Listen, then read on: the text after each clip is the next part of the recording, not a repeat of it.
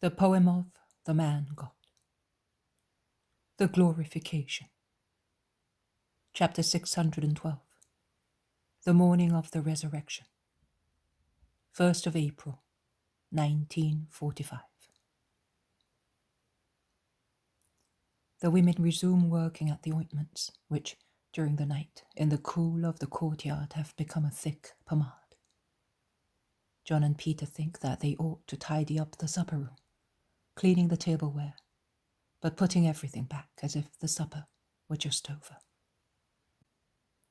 "He told us," says John. "He had also said, 'Do not fall asleep.' He had said, 'Do not be proud, Peter. Do you not know that the hour of the trial is about to come?'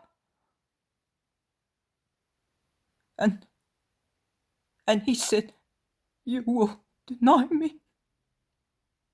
Peter weeps again, while with deep grief he says, "And I did deny him."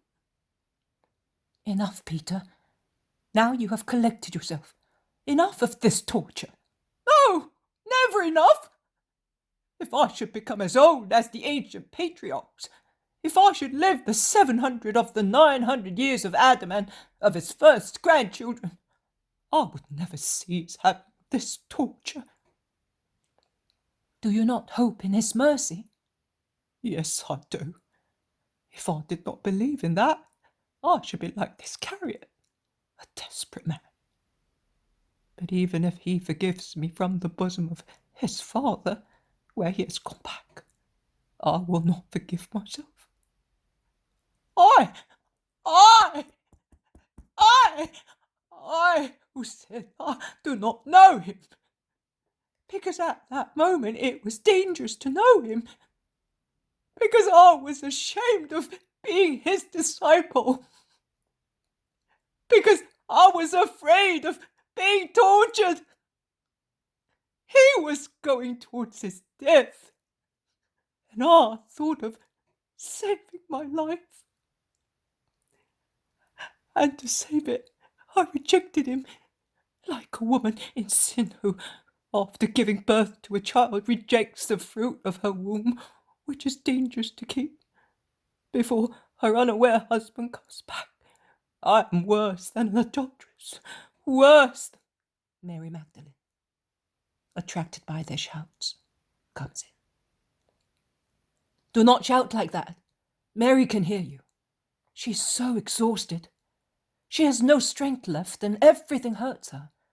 Your useless, unseemly shouts renew her torture of what you have been." See, John, a woman can order me to be quiet, and she is right. Because we, the males, sacred to the Lord, have only been able to lie or to run away. The women have been brave. You, a little more than a woman, so young and pure you are, were able to remain. We, the strong ones, the males, have fled. Oh, how the world must despise me. Tell me, woman, you are right. Put your foot on my lips that light. On the sole of your sandal there is perhaps a little of his blood, and only that blood, mixed with the mud of the road, can give the denier a little forgiveness, a little peace. I must get accustomed to the scorn of the world. What am I? Tell me, what am I?" "You are full of pride," replies calmly the Magdalene. "Sorrow also. But you must believe that out of 10 parts of your sorrow, 5, I do not want to offend you by saying 6, 5 are your sorrow of being one who can be despised. And I will really scorn you if you continue only to moan and get into a frenzy, just like a foolish woman. What is done, and no unseemly shouting can repair it or cancel it. It only serves to draw attention and beg for undeserved pity. Be manly in your repentance. Do not shout.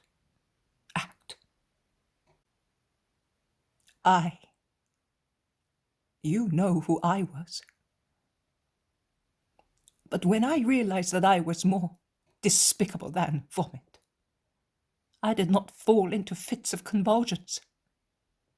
I acted in public, without being indulgent towards myself and without asking for indulgence. Did the world despise me? It was right. I had deserved it. The world said, a new whim of the prostitute, and it called blasphemy my recourse to Jesus. It was right. The world remembered my previous behavior that justified such remarks. So, the world had to convince itself that the sinner Mary no longer existed. By means of facts, I convinced the world.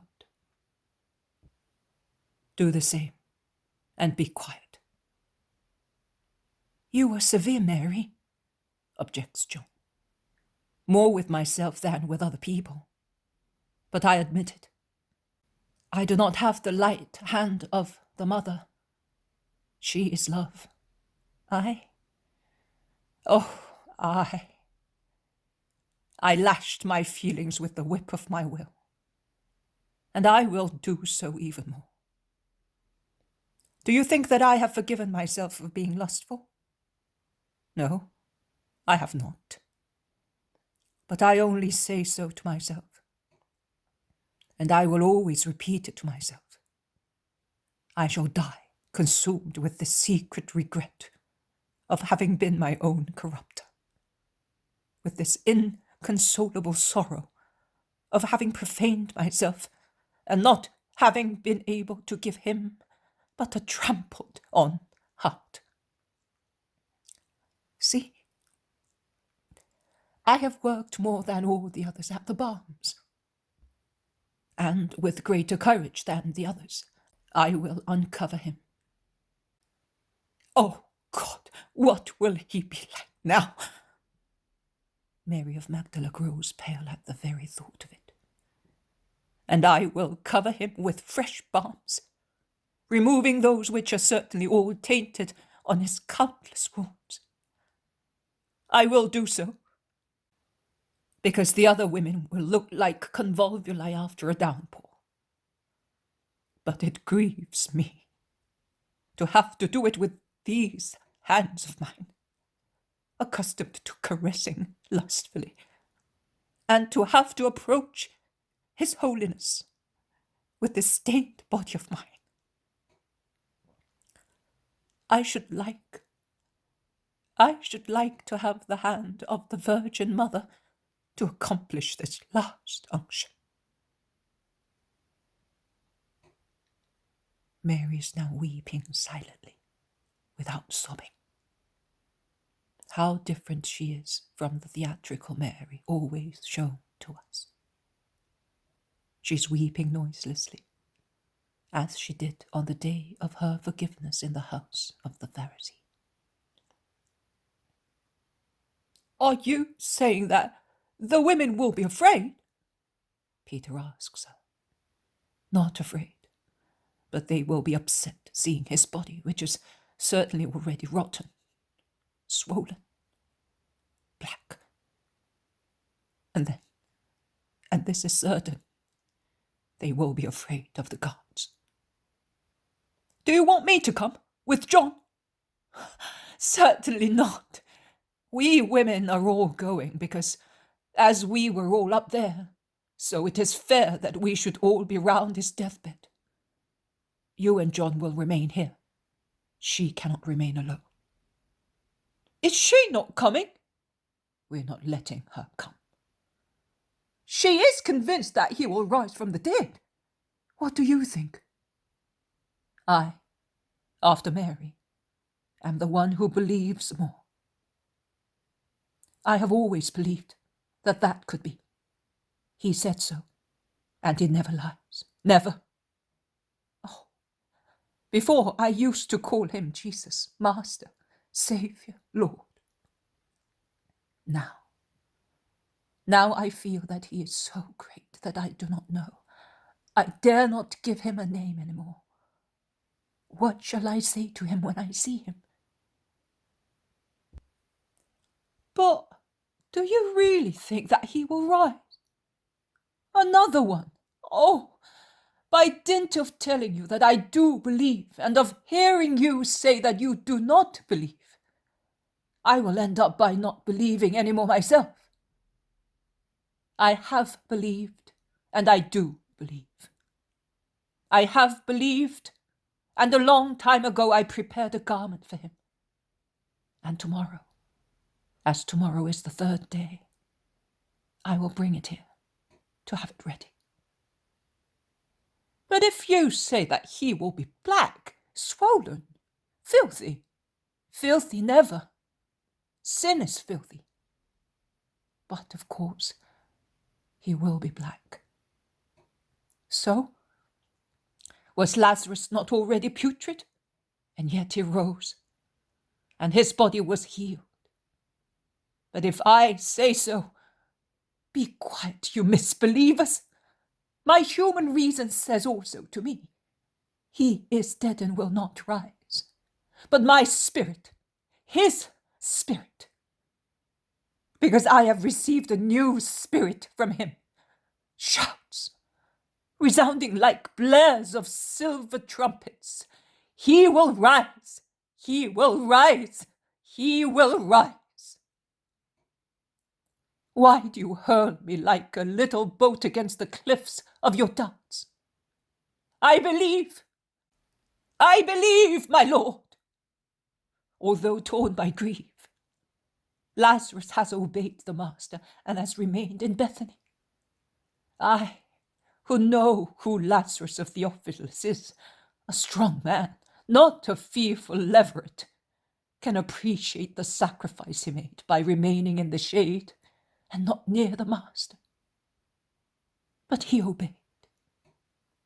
And by such obedience he has been more heroical than if with weapons he had snatched him from armed men. I have believed, and I believe. And I am staying here, waiting like her. But let me go. It is daybreak. As soon as there is enough light, we will go to the sepulchre. And the Magdalene goes away, her face flushed with weeping, but always brave. She goes back into Mary's room. What was the matter with Peter? A nervous fit, but he has got over it. Do not be severe, Mary. He suffers. So do I. But you know that not even once have I asked a pitying caress of you. He has already been cured by you.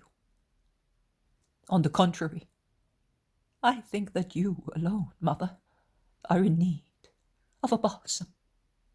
My holy, beloved Mother. But take heart. Tomorrow is the third day. We shall lock ourselves in here, the two of us, his lovers. You, the holy lover, I, the poor lover. But I love him as much as I can, with my whole self, and we will wait for him. The rest, those who do not believe, we will lock them in over there with their doubts. And I will put many roses here. I will have the chest brought here today. I will go to the mansion house and I will instruct Levi. All these horrible things must disappear. Our resurrected Lord must not see them. So many roses, and you will put on a new dress. He must not see you so. I will comb your hair. I will wash your poor face, disfigured by tears. Eternal maid, I will act as your mother. I shall have at last the joy of taking motherly care of a child more innocent than a newborn baby. Dear! And with her emotional exuberance, the Magdalene presses to her breast the head of Mary, who is sitting. She kisses and caresses her. She tidies the light locks of her hair, ruffled behind her ears. With her linen dress, she wipes the fresh tears that stream down her cheeks again, always.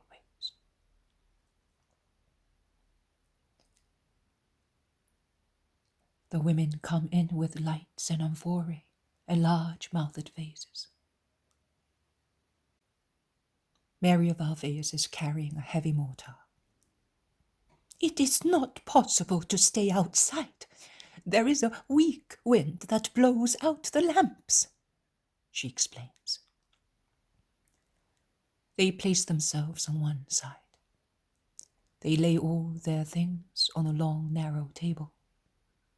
Then they give the final touch to their balms by mixing the already heavy pomade of essences in the mortar with the white powder, handfuls of which they take from a little sack. They mix, working with all their energy, and then they fill a large-mouthed vase. They place it on the floor. They repeat the same operation with another vase. Perfumes and tears fall on the resins. Mary Magdalene says, "This is not the unction that I hoped I should be able to prepare for you." Because it is the Magdalene who, being more skilled than the other women, has controlled and directed the composition of the perfume, which is so strong that they decide to open the door and leave the window ajar over the garden, which is just beginning to appear in the early light of dawn. They all weep more loudly after the remark made by the Magdalene in a subdued voice. They have finished. All the vases are full. They go out with the empty amphorae, the mortar no longer useful, and many lamps. 2 only are left in the little room, and they tremble. They seem to be sobbing as well with the flickering of their light. The women come back again, and they close the window because it is a rather cold dawn. They put on their mantles, and they take large sacks into which they put the vases of the balm. Mary stands up and looks for her mantle, but they all crowd round her, convincing her not to come. "You are not fit to stand, Mary. You have not had any food for 2 days, only a little water." "Yes, mother, we will do it quickly and well, and we shall soon be back." "Be not afraid. We will embalm him like a king. Look what precious balm we have prepared, and how much of it. We will not neglect any part of the body or any wound, and we will arrange him properly with our hands. We are strong, and we are mothers. We will place him like a child in a cradle, and the others will only have to close the place." But Mary insists. "It is my duty," she says. "I have always taken care of him. Only these last 3 years that he was in the world, I surrendered the care of him to other people when he was far away from me. Now that the world has rejected and disowned him, he is mine again. and I am once again his servant. Peter, who had approached the door with John, without being seen by the women, runs away upon hearing these words. He runs to some secluded corner to bewail his sin. John remains near the door, but he does not say anything. He would like to go as well, but he makes the sacrifice of remaining with the mother. Mary Magdalene takes Mary back to her seat. She kneels in front of her. She embraces her knees, raising her sorrowful, loving face towards her, and she promises. With his spirit, he knows and sees everything. But with my kisses I will tell his body your love and your wish. I know what is love. I know what spur, what hunger it is to love. What nostalgia of being with whoever is our love. And that applies also to any base love that looks like gold but is filth. And when she who has sinned can understand what is the holy love for the living mercy, whom men did not know how to love, then she can understand better what is your love, Mother. You know that I know how to love, and you know that he said so. That evening of my true birth, on the shores of our serene lake, that Mary knows how to love much. Now, this exuberant love of mine, like water that overflows from a tilted basin, like a flowery rosary that streams down a wall, like a flame that, finding timber, spreads and grows, has poured onto him. And from him, love has drawn fresh power. Oh, my power of loving was not able to take his place on the cross, but what I was not able to do for him, to suffer and bleed and die in his place, amid the mockery of all the world, happy, happy, happy to suffer in his place. And I am certain that the thread of my poor life would have been burnt more by the triumphant love than by the infamous scaffold. And from the ashes there would have sprung up the fresh, snow-white flower of the new virgin life, unaware of everything that is not God. All that I was not able to do for him, I can still do for you, Mother, whom I love with all my heart. Rely on me. I, who in the house of Simon the Pharisee knew how to gently caress his holy feet, now, with my soul that opens more and more to grace, with greater gentleness, will be able to caress his holy limbs, to dress his wounds, embalming them more with my love, with the balm taken from my heart, wrung by love and sorrow, than with the ointment. And death will not spoil that body that has loved so much and is so much loved. Death will flee because love is stronger. Love is invincible. And I, Mother, with your perfect love, with my total love, will embalm my King of love.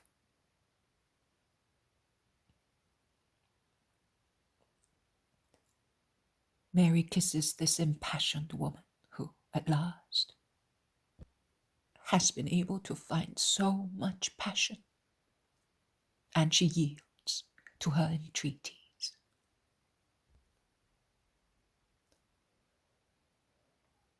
The women go out, taking a lamp. One only is left in the room. The Magdalene is the last to go out, after a last kiss to the mother, who remains. The house is all dark and silent. The road is still dark and solitary. John asks, "Do you really not want me?" "No, you may be useful here. Goodbye." John goes back to Mary. "They did not want me," he says in a low voice. "Do not feel mortified. They are with Jesus, you with me. John, let us pray a little together." "Where is Peter?" "I don't know. Somewhere in the house, but I have not seen him. He is... I thought that he was stronger. I am suffering too, but he has 2 sorrows. You have only one. Come, let us pray also for him." And Mary slowly says the Our Father. Then she caresses John, saying, "Go to Peter. Do not leave him all alone. He has been so much in darkness during these hours that he cannot stand even the feeble light of the world. Be the apostle of your lost brother. Begin your preaching with him. On your road, and it will be a long one. You will always find people like him. Begin your work with your companion." "But what shall I say? I don't know. Everything makes him weep." "Mention his precept of love to him. Tell him that he who fears only does not yet know God sufficiently, because God is love. And if he says to you, 'I have sinned,' reply to him that God has loved sinners so much that he sent his only begotten Son for them.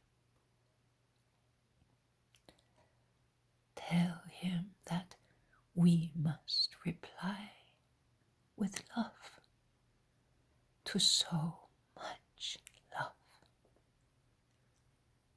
And love makes one trust in the very good Lord. That trust does not make us be afraid of his judgment, because through it we have recognized the divine wisdom and goodness And we say, I am a poor creature, but he knows, and he gives me the Christ as guarantee of forgiveness and as a supporting pillar. My misery is overcome by my union with the Christ. It is in Jesus' name that everything is forgiven. Go, John. Tell him that I am staying here with my Jesus. And she caresses the Veronica. John goes out, closing the door behind him. Mary kneels down, as she did the previous evening, face to face with the veil of the Veronica, and she prays and speaks to her son. While she is strong enough to give strength to other people, when she is all alone, she bends under her overwhelming cross. And yet, now and again, like a flame no longer oppressed by the bushel, her soul rises towards a hope that cannot die in her. On the contrary, it grows as hours pass, and she expresses her hope also to the Father, her hope and her request.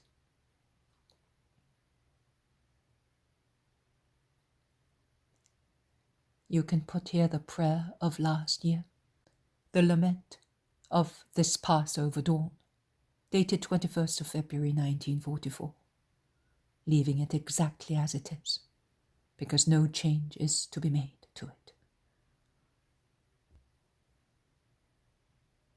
21st of February 1944. Jesus, Jesus, are you not coming back yet? Your poor mother can no longer put up with the idea that you are lying dead over there. You said it, but no one understood you. But I understood you. Destroy the temple of God, and I will rebuild it in 3 days. This is the beginning of the 3rd day. Oh, my Jesus, do not wait till it ends to come back to life, to your mother, who needs to see you alive in order not to die, remembering that you are dead, who needs to see you handsome, healthy, triumphant, in order not to die, remembering you in that state in which I left you. Oh, Father, Father, give my son back to me, that I may see him come back as a man and not as a corpse, a king, not a condemned man. Later, I know, he will come back to you in heaven, but I shall have seen him cured of so much evil. I shall have seen him strong after so much weakness. I shall have seen him triumphant after struggling so much. I shall have seen him God after so much humanity suffered on behalf of men. And I shall feel happy even if I lose the possibility of being near him. I shall know that he is with you, Holy Father. I shall know that he is forever free from sorrow. Now, instead, I cannot forget that he is in a sepulchre, that he is there, killed, because of all the sorrow they have given him, that he, my Son God, is sharing the destiny of men in the dark of a sepulchre. He, your living Son. Father, Father, listen to your servant. Because of that, yes, I have never asked anything of you. For my obedience to your will, it was your will, and your will was mine. I did not have to exact anything for the sacrifice of my will to yours, Holy Father. But now, for the sake of that, yes,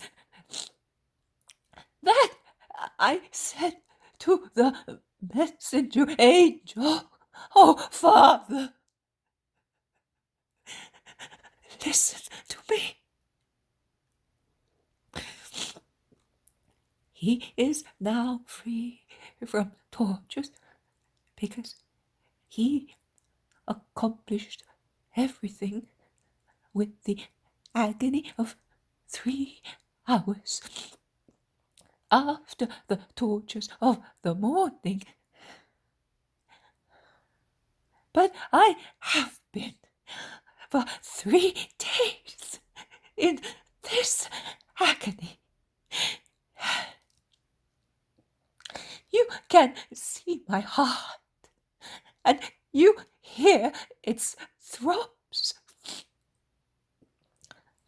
Jesus said that no feather falls off a bird without you seeing it, that no wild flower dies without its agony being consoled by you with your sunshine and your dew. Oh, Father, I am dying of this grief. Deal with me as you do with the sparrow that you reclothe with a new feather, and with the flower that you warm and quench its thirst in your pity. I am dying, frozen by sorrow. I have no more blood in my veins. Once it became all milk to nourish your son and mine. Now it has all turned into tears because I have no son anymore. They have killed him. They have killed him, Father, and you know how. I have no more blood. I have shed it all with him on Thursday night, on the sorrowful Friday.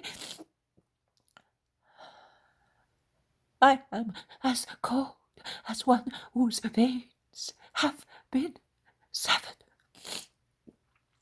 The sun no longer shines for me because he is dead. My holy son, my blessed son, the son born of my womb, for the joy of his mother, for the salvation of the world. I have no more refreshment because I no longer have him.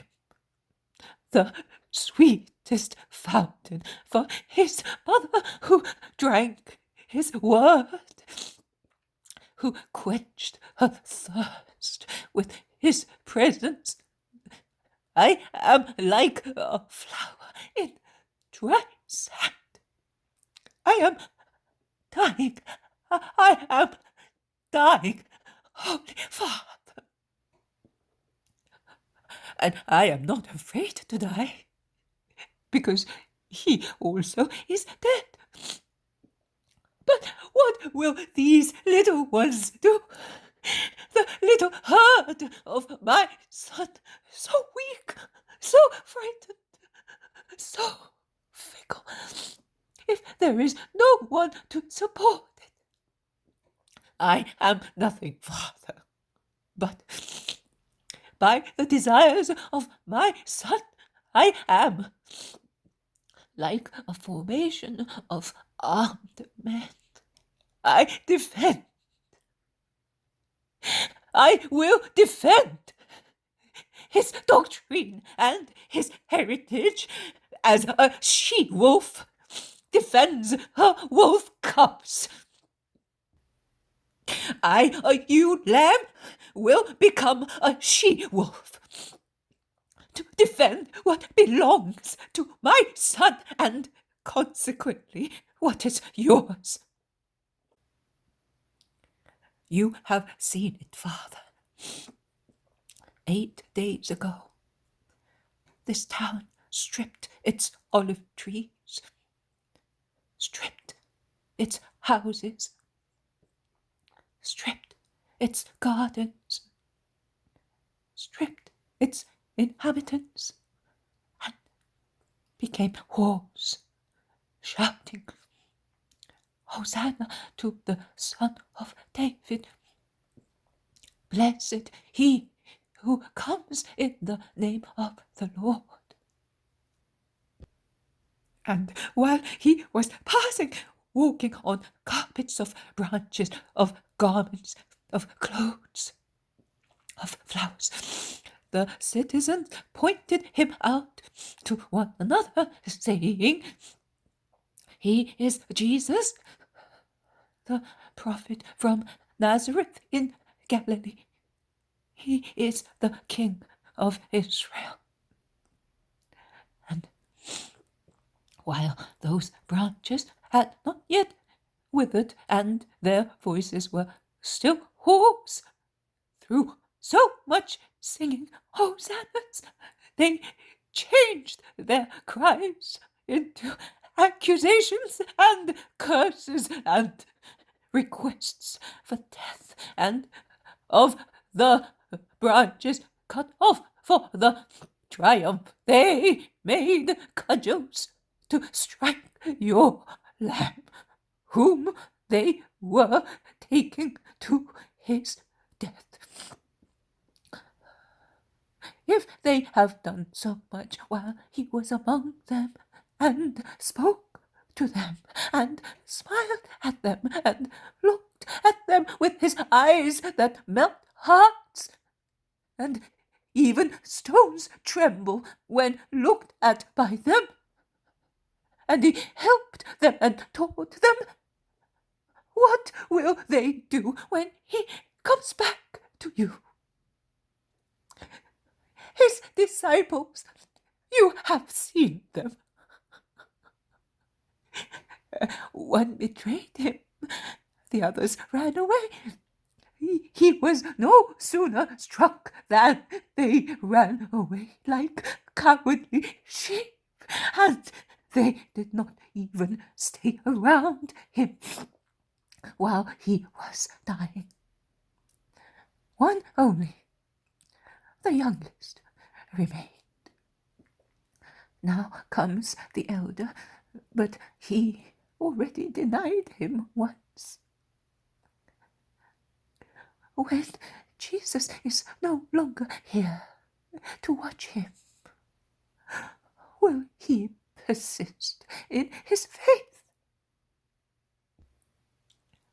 I am a non-entity, but a little of my Son is in me, and my love supplies what I lack and annulls it.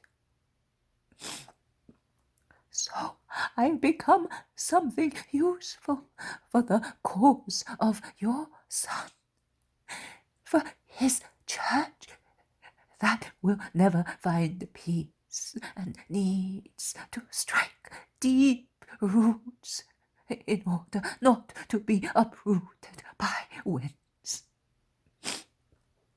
I am the one who will take care of it. Like a diligent gardener, I will watch that it grows up strong and straight in its dawn. Then I shall not be worried about dying. But I cannot live if I remain any longer without Jesus.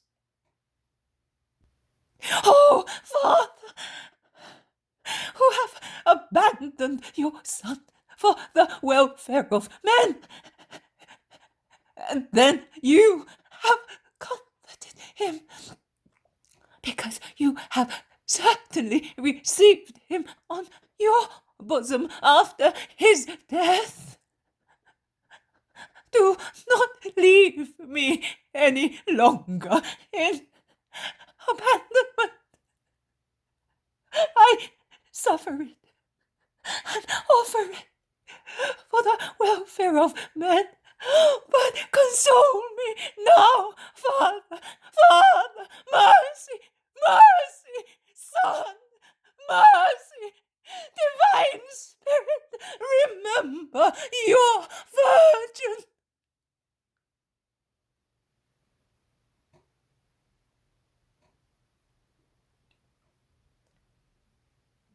First of April, 1945. Later, prostrated on the floor, Mary seems to be praying with her attitude as well as with her heart. She is really a poor, crushed thing. She looks like that flower parched to death, of which she has spoken. She does not even notice the shaking of a short but strong earthquake that makes the master and mistress of the house shout and run away, while Peter and John, as white as death, drag themselves as far as the threshold of the room. But as they see her absorbed in her prayer, inattentive, unaware of what is not God, they withdraw, closing the door. And frightened as they are, they go back into the supper room.